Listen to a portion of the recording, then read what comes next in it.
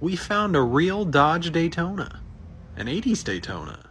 Luckily for us, it's only been sitting for about 21 years, so it should be good to go.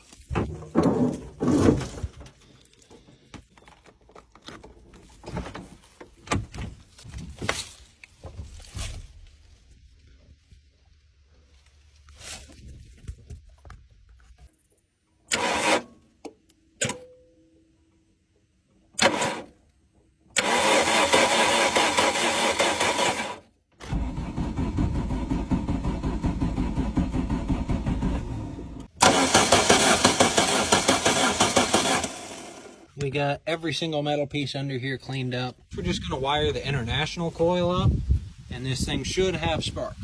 God damn it, you scared the shit out of me.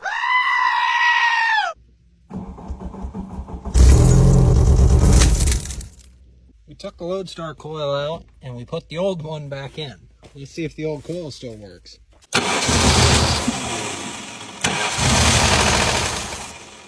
That didn't sound healthy. No, it did not. Go ahead.